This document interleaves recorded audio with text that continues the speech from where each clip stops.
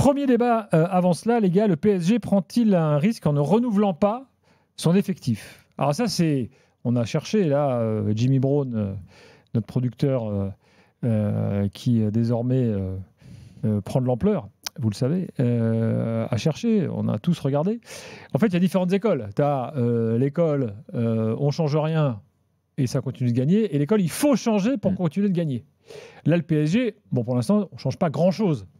Alors, j'ai regardé Gardien un peu de dans but. l'histoire, effectivement. La dernière équipe qui gagne plusieurs Ligues des Champions, c'est la Real. Et sur les 3 victoires en Ligue des Champions, il n'y a presque pas de changement sur le 11. Pour le coup, il y a quand même un ou deux joueurs qui sont. Il y a des petites différences. Là, non, le Real, non. Non, t'as que Isco, Bale, c'est le seul truc. Ok, d'accord. Mais sinon, Isco commence les finales à chaque fois. Enfin, tu vois, donc il y a des petits. Là, on part sur un 11 titulaire totalement identique. Oui. Et attends, juste pour finir, gardien de but. En revanche, sur les autres exemples, je suis pas là, d'accord. ça bouge. Mais surtout en attaque. Tu gardes la colonne vertébrale, que ce soit le Barça quand ils en gagnent 2, 2009-2011, que ce soit Milan début 90. Pour le coup. Non, c'est vrai, mais bon, ils sont quand là, même. Si tu vises un back-to-back mais Milan, sur 2 années, juste l'une derrière l'autre. 89-90, t'as regardé? Voilà, Milan début 90, t'as la colonne vertébrale et ça change à la marge. Bah oui, et la Juve change, et surtout offensivement. Là où on note les changements, c'est surtout sur l'attaque. En fait, surtout, il n'y a jamais eu de chamboulement énorme. Ce qui est logique. Par contre, et le dernier truc, quand même, c'est que tous les exemples n'ont pas le même âge, n'ont pas la même moyenne d'âge que le PSG. C'est quand même une donnée importante. Juste en préambule, il y a deux choses. On a déjà fait ces débats. Et c'est intéressant de prendre ça comme point d'appui aussi sur les équipes nationales qui gagnaient et qu'il était difficile Est-ce que c'est comparable? Non, mais je dis ça juste sur un point, c'est que quand c'est sur 2 ans, genre championnat d'Europe, Coupe du Monde, pas sur 4 ans. Le problème, c'est que c'est pas l'année d'après. Non, c'est pas l'année d'après, mais c'est sur le principe du tu es entraîneur, tu es dirigeant, enfin en l'occurrence tu es sélectionneur. Est-ce que tu dois changer? On a fait ce débat, rappelle-toi, avec l'Espagne ou même avec la France à une époque en disant tu es quasiment obligé d'aller dans le mur. Parce que tout le monde t'empêche en gros d'aller tout changer parce qu'on te dit que c'est trop risqué. Si ça marche pas, on va te dire qu'il fallait garder les anciens. Et donc en gros, c'est compliqué, si ce n'est d'aller dans le mur. La preuve par l'exemple est là de refonder quelque chose. Là, moi, pour le Paris Saint-Germain, j'ai fait un avis au début d'été en disant justement il ne faut pas croire qu'on y arrivera avec la même équipe. Du côté du PSG. Et donc, il faut changer les choses. Alors, c'est un peu compliqué parce que l'un des exemples que je prenais, c'était le gardien. Parce que moi, j'ai toujours été un partisan de changer Donnarumma malgré l'excellente fin de saison qu'il a faite. Et en l'occurrence, pour le remplacer par Lucas Chevalier, super. Après, il y a Zabarni, mais Zabarni ne part pas comme un titulaire, donc ça a été envisagé, ça on le savait, ok. Et moi, j'ajoutais même, effectivement, parce que le milieu de terrain, compliqué d'aller trouver mieux, le 9, le poste de 9 et notamment le fameux Ramos. Plus effectivement des doublons éventuels pour les postes de latéraux et notamment Hakimi. Donc je pense que par rapport à cet avis, je pense qu'effectivement le PSG a eu l'idée de ne pas faire exactement la même chose parce que je pense que le poste de gardien c'est fondamental comme changement, c'est pas rien du tout, c'est pas parce que c'est qu'un 11e de l'équipe, mais en revanche ils sont pas allés au bout de cette logique-là et qu'effectivement cette équipe qui change très très très peu au final, enfin très peu, c'est difficile d'envisager que tu refasses la même chose avec quasiment la même équipe. Bon, pour moi, tu peux prendre des exemples historiques, ça peut t'aider ou ne pas t'aider. Je ne sais pas si les comparaisons vont nous aider. Moi, la seule question qu'il faut poser, elle est à l'entraîneur. Est-ce qu'il sent, oui ou non, que l'envie, la fin FAIM de son équipe est la même? S'il sent que mentalement les mecs sont toujours frais, que le succès ne les a pas grisés, qu'ils ont toujours cette envie, je ne vois pas réellement de problème. Là où je peux voir un problème, c'est dans ce trio au milieu de terrain, le moteur de l'équipe, de me dire s'il y en a un qui se blesse, Zaïre Emery qui reviendra en forme. Qui vient pour remplacer et va être au même niveau, ce que je ne crois pas concernant Zaïre Emery. Non, mais en l'occurrune, c'est sans doute le pari. Mais n'oublions pas quand même quelque chose, c'est que cette équipe, dans sa forme actuelle, elle n'a qu'une existence brève. Elle n'existe que depuis janvier 2025. Parce que de août à décembre, il y avait énormément de changements. Tu as des joueurs qui ont été totalement transformés. Le Dembélé du mois de septembre et le Dembélé du mois de mars, c'est le jour et la nuit. Le Thiago Mendes du mois de septembre et du mois de mars, c'est le jour et la nuit. Nuno Mendes. Non, mais t'as dit Thiago, mais c'est pas grave. Oui, Mendes. Il y a le Fabien Ruiz que tout le monde critiquait parce que c'était pas celui de l'Espagne de octobre 2024 et mars, c'est pas le même.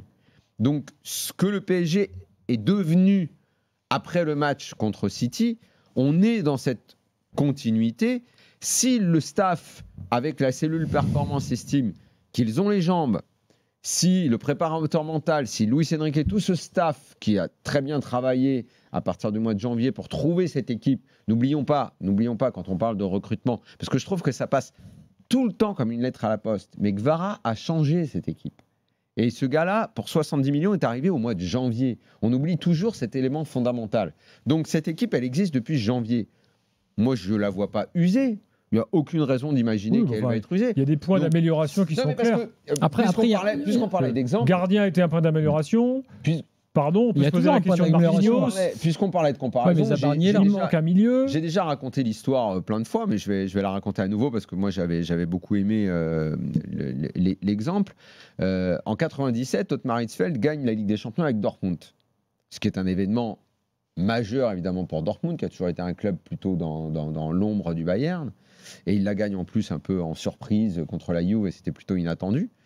Et après la finale, il a une réunion avec les dirigeants et avec le président, et Hitzfeld dit l'année prochaine, si on ne change pas, c'est fini.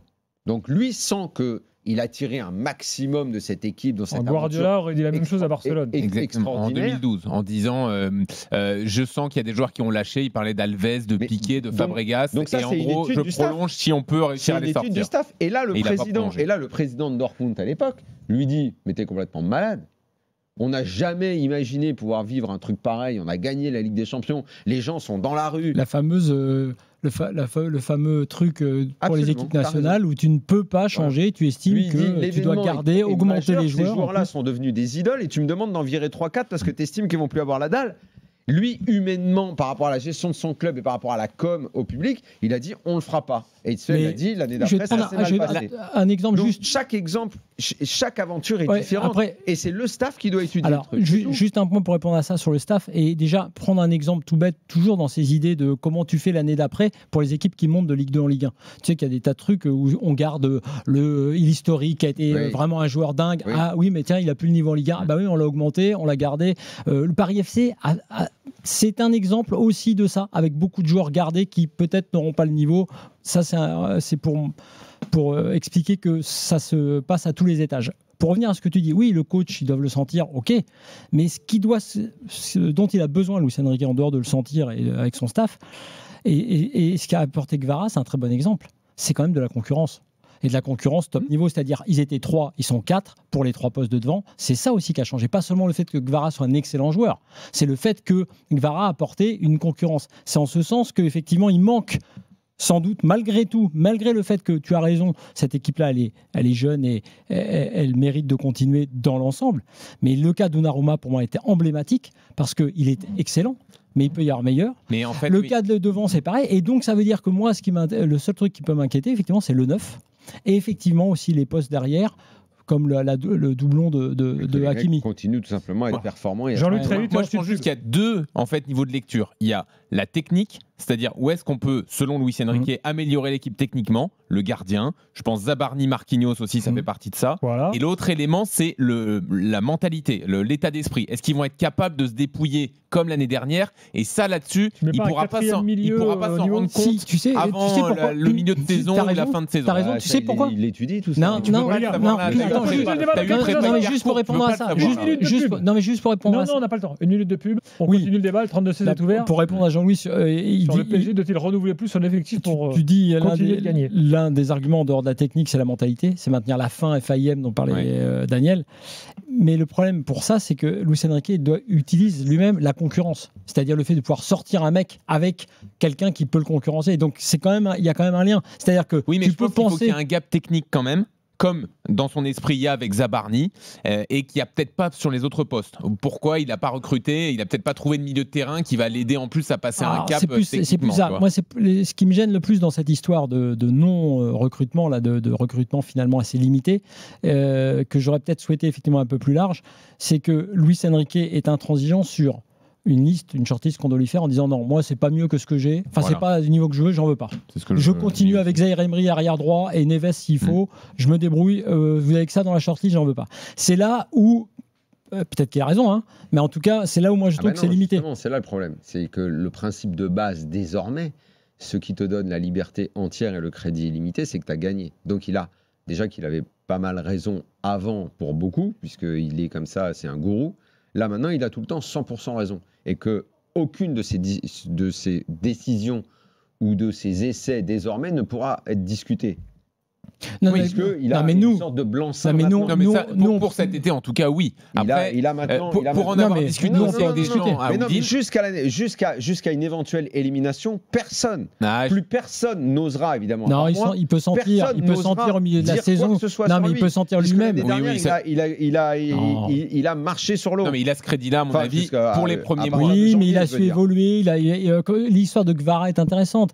Tout le monde disait, oui, moi je disais même que j'étais partisan de laisser du temps, mais que c'était insuffisant en termes d'effectifs. Ils ont mis Guevara dans l'histoire, ça a effectivement changé la donne. Donc s'il est conscient qu'à un moment donné c'est trop juste sur un côté, sur un aspect de l'effectif, il pourra également évoluer là-dessus. Je dis juste que son intransigeance, c'est de dire janvier, si c'est bien fait, c'est hyper utile. Ça bien sûr. Mais c'est une deuxième saison. Mais l'intransigeance, c'est juste que dans le cas actuel, il décide de repartir. C'est aussi une marque de confiance vis-à-vis de certains de ses joueurs, y compris par exemple Zaïre Emery qui a un rôle dans l'effectif. Ce qui peut lui manquer, c'est si vraiment dans ses titulaires habituels, il a besoin de sortir quelqu'un pour le remplacer, est-ce qu'il aura exactement le choix qu'il aurait pu avoir moi, dans j'ai une année deux? J'ai l'impression qu'il fait pas d'affect.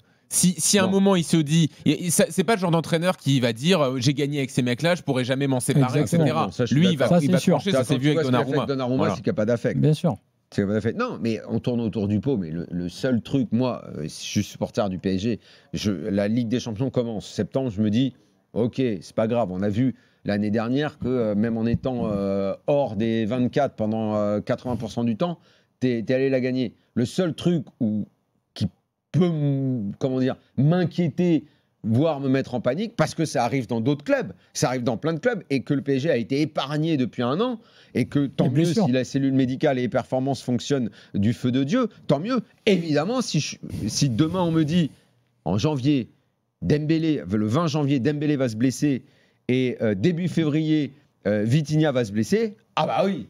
Mais là, c'est n'importe quel club traverserait un moment de doute et de crise à ce moment-là, si tu perds 2 joueurs importants. Et le pire, c'est que je sais même pas si tu les as pris dès maintenant, les remplaçants potentiels de ces mecs-là, que tu les as mis sur le banc. Si, moi je pense quand même que, par exemple, c'est le seul doute qu'il est là pour moi. Le seul doute, moi, il est là. Pour faire simple, sinon sur la résumer, fin des mecs, sur le truc, j'ai pas de doute là. C'est plutôt le banc. C'est plutôt une histoire de banc. Voilà. Le